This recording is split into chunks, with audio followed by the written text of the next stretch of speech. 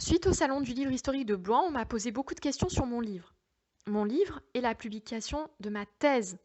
La thèse, c'est le manuscrit que l'on écrit quand on fait son doctorat pour devenir docteur. Le doctorat, c'est le diplôme universitaire qui arrive après la licence et le master.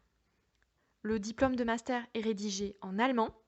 Le doctorat est écrit en français et j'ai d'ailleurs tout traduit moi-même. Quand les textes étaient en allemand au départ, je les ai traduits en français. Mon sujet porte sur les tracts et les journaux qui ont été écrits et fabriqués par des résistants allemands et autrichiens actifs en France pendant la guerre. Mon travail part de ces textes écrits en allemand.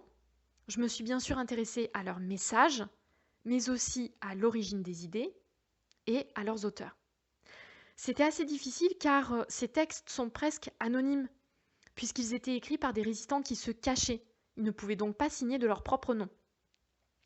Il a fallu que je fasse toute une enquête dans différentes archives qui étaient situées dans différents pays pour retrouver qui étaient les auteurs, d'où ils tiraient leurs idées et leurs informations.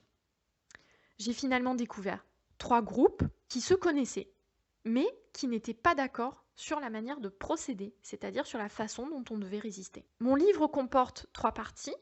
La plus grande partie, c'est l'histoire des auteurs et des textes, leurs points communs et leurs divergences, c'est-à-dire en quoi ils sont différents, en quoi ils ne sont pas d'accord.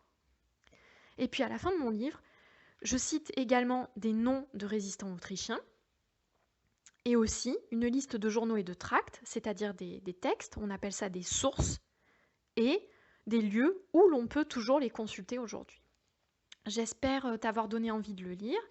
Et si jamais tu as la moindre question, je suis bien sûr à ta disposition pour y répondre. À bientôt!